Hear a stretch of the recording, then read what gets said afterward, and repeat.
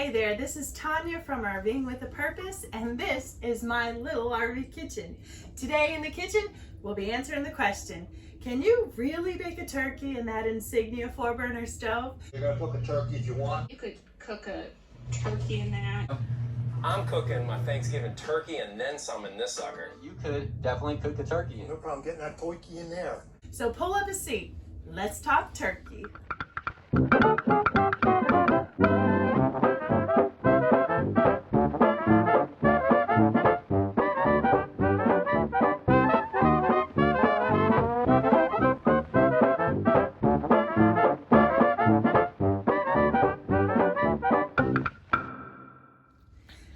So we have our turkey here. I've already basted it with olive oil.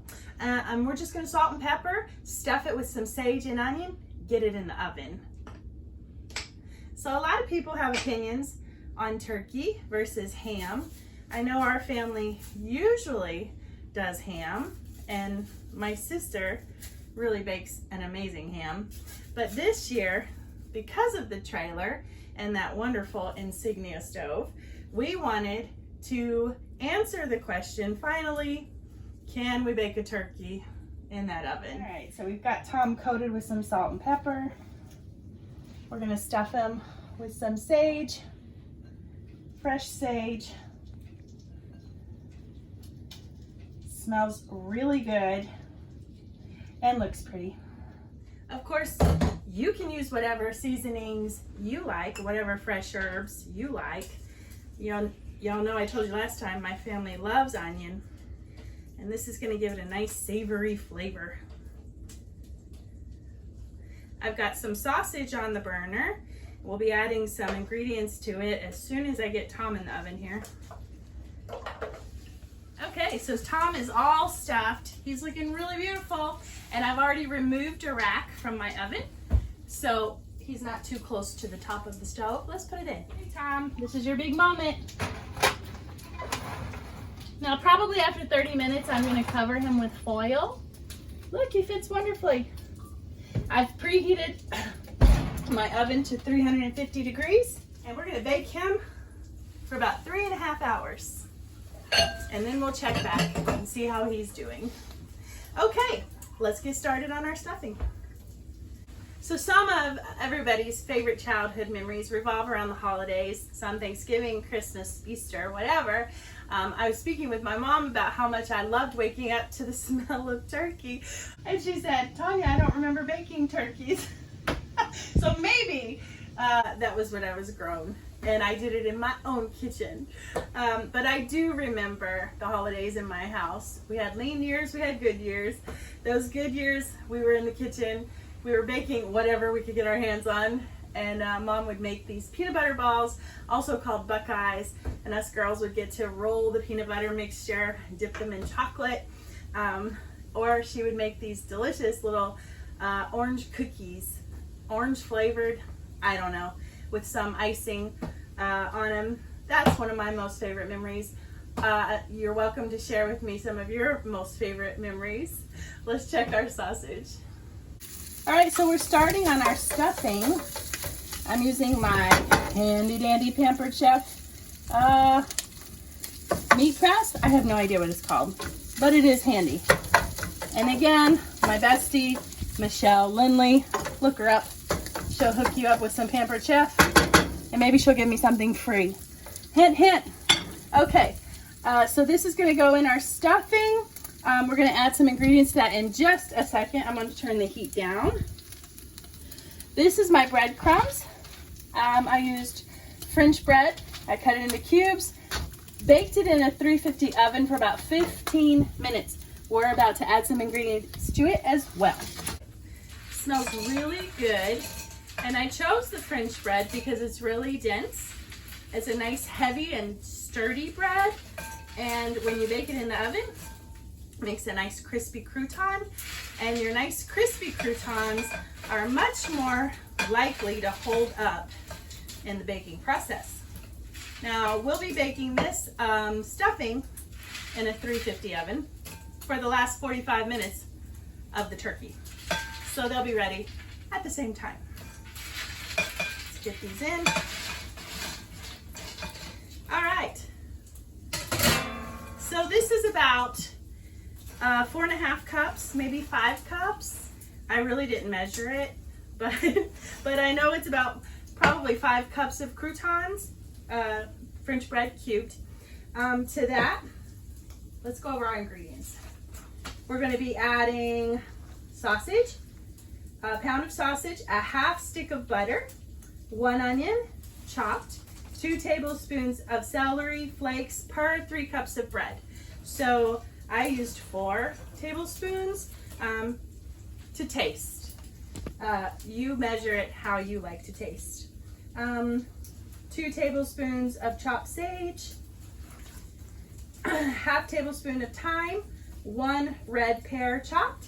We've set that aside. A half cup of pecan. That's optional. I don't have pecan today, so I will not be adding it. 2 cups of chicken stock, 2 eggs beaten, a teaspoon of salt and pepper. Okay, now to our sausage, we got to add some ingredients. So we will be adding this butter and this onion. This is a whole onion chopped, and this is a half a stick of butter. Once again, I'm using my Pampered Chef cutting board. No, I do not get anything from Pampered Chef. I'm just trying to help my friend.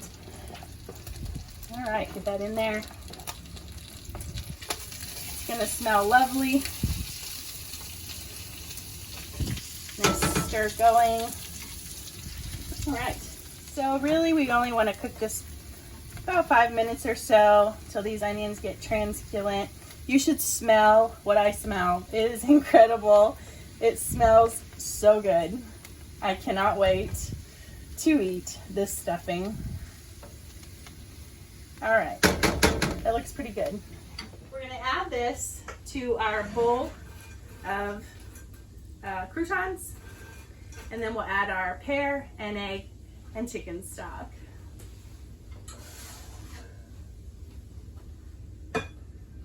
Okay.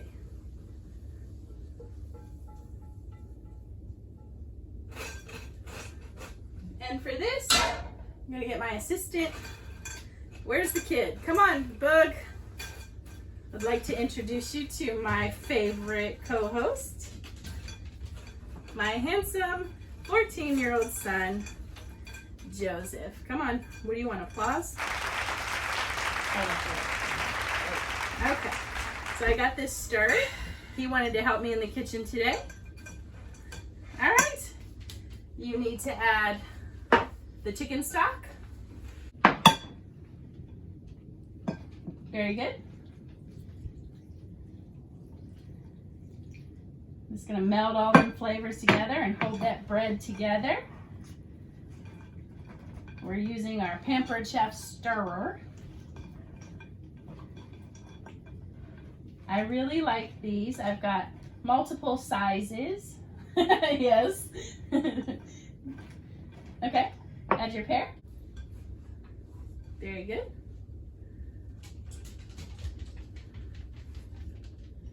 Can't go without eating one. That's part of the fun of cooking. Okay, we're gonna salt and pepper. Keep stirring. There's nothing like the taste of sweet and savory together, and those pears are going to just add a wonderful sweetness to the savory sausage and that wonderful onion and those herbs. It's going to blend together and just be scrumptious. There's nothing like cooking in the kitchen with your kid. Boog's been in the kitchen with me since he was about 3 years old. We've baked a lot together, haven't we? Yeah. He's turned out to be a wonderful cook, ladies, just so you know. Okay. Give that a stir, and then we'll put it into a baking dish and get it ready to go in the oven. Now this is gonna set in the fridge while Tom bakes in the oven, Mr. Turkey. And when there's about 45 minutes of cook time left, we'll add the stuffing. Looks good. Smells delicious. How come we don't have this more often? I don't know. It's one of those things you don't do often enough. Get all that out. Let's get this all out. We want all that goodness. So we're about 45 minutes in and we're gonna peek in on Tom and see how he's doing. Get back, girl. All right, Tom is looking golden and beautiful. You're not disappointing me, Tom. You're doing great. Smelling really good. So I'm gonna cover him with foil so he doesn't get too crisp on top after I baste him again. And we'll check in on him in a couple of hours.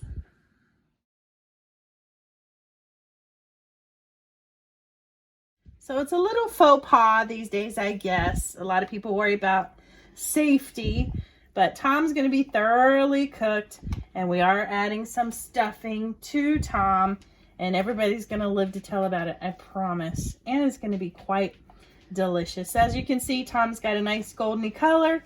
Probably cook him for another hour or so. He's starting to fall off the bone. We're gonna baste him in his own juices. The kid was helping me with that. And put him back in the oven and have a delicious meal pre-Thanksgiving. Our turkeys, our stuffing's about to go in. The oven is still at 350 and this will be for the last 45 minutes of cook time. So now the moment of truth. Is the Insignia stove big enough to bake a turkey? The answer is, ta-da! It is big enough to bake a turkey. So I hope you enjoy your meal. Thanks so much for joining me today on my little RV kitchen and from my family to yours. Happy Thanksgiving!